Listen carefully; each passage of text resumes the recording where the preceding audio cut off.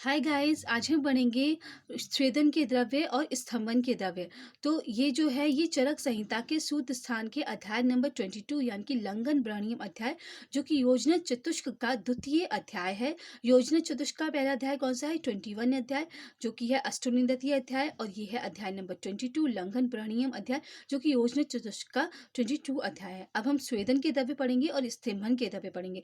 तो स्वेदन सबसे पहले समझते हैं स्वेदन का कर्म क्या होता है। स्वेदन का जो डेफिनेशन है वो है शरीर में जकड़ाहट को दूर करना और शरीर में स्वेदन का उत्पादन करना, स्वेद को उत्पन्न करना।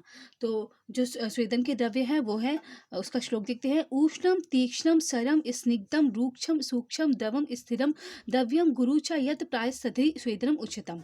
इसका रेफरेंस है चरक संहिता के सूत्र स्थान की 22 अध्याय का 16 श्लोक। तो इसका उष्णम, इसका मीनिंग देख लेते हैं। प्रायः जो द्रव्य उष्ण तीक्ष्ण सर स्निग्ध रूक्ष सूक्ष्म द्रव स्थिर और गुरु गुण विशिष्ट होते हैं वे स्वेदन कार्य करते हैं। तो स्वेदन का मतलब क्या होता है? स्वेदन से जो होता है शरीर में उष्णता डेवलप होती है। उष्णता डेवलप होने के बाद शरीर में उसके परिणाम स्वरूप स्वेदन उत्पन्न होता है, क्योंकि जैसे ही उष्णता डेवलप होगी तो उसको बॉडी को कूल करने के लिए स्वेदन डेवलप होगा, तो उसमें स्वेद का प्रादुर्भाव होगा, तो स्वेदन होगा। तो स्वेदन करने के लिए उष्णता, क्योंकि उष्णता देनी है तो उष्ण द्रव्य, तीक्ष्णता से भी उष्णता आती है, स्निग्ध द्रव्य होने चाहिए, रूक्ष द्रव्य होने चाहिए, सूक्ष्म द्रव्य होने चाहिए, और स्थिर द्रव गुरु तयज प्रायस्तम स्नेह उच्चतम स्वेद उच्चतम। तो स्वेदन हम किस किस द्रव्य से कर सकते हैं?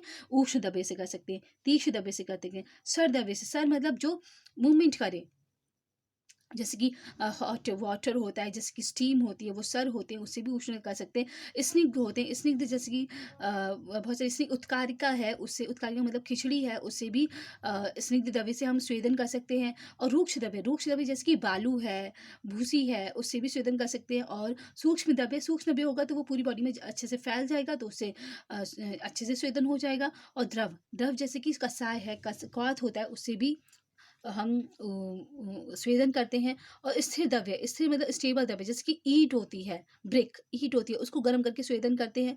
जैसे कि स्थिर द्रव्य ईंट हो गई। और गुरु द्रव्य जैसे कि अनाज होता है, उसको भी गर्म करके हम और ईंट भी खुद भी गुरु है, ब्रिक है, उससे भी स्वेदन करते हैं। तो ये सारी स्वेदन के गुण विशिष्ट द्रव्य है जिसे स्वेदन कार्य करते हैं।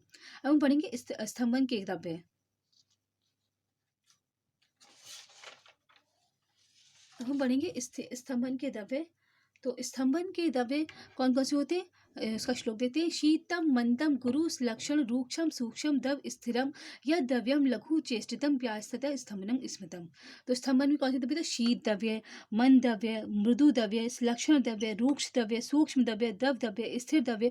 तो इन सबसे स्तंभन होता है। तो उसका मीनिंग देख लेते हैं। जो द्रव्य शीत मंद मृदु लक्षण रूक्ष सूक्ष्म द्रव स्थिर और लघु गुणयुक्त होते हैं वे स्तंभन कार्य करते हैं। तो शीतता होगी, शीतता वैसे ग्राही होता है। स्तंभन का मतलब क्या होता है? स्तंभ कर देना, यानी कि जो फ्लो हो रहा है उसको रोक देना। एक्सेसिव वाटर का फ्लो हो या रक्त का फ्लो हो, उसको रोक देना। तो शीतता से जो फ्लो होता है वो रुक जाता है। मंद से भी, मंद होगा, स्लो होगा तो उससे फ्लो रुक जाएगा। मृदु से, लक्षण से, रूक्ष से, रूक्षता होगी तो भी वाटर का एब्जॉर्प्शन कर लेगी, तो उससे फ्लो रुक जाएगा। सूक्ष्म होगा तो वो पूरी बॉडी में फैल जाएगा, उससे रूक्षता, उससे स्तंभन हो जाएगा। और द्रव द्रव्य और स्थिर द्रव्य, स्थिरता होगी तो उससे भी स्तंभन हो जाएगा। तो जो द्रव्य शीत होते हैं, मंद होते हैं, मृदु होते हैं, लक्षण होते हैं, रूक्ष होते हैं, सूक्ष्म होते हैं, द्रव होते हैं, स्थिर होते हैं और लघु होते हैं, उनसे स्तंभन करते हैं।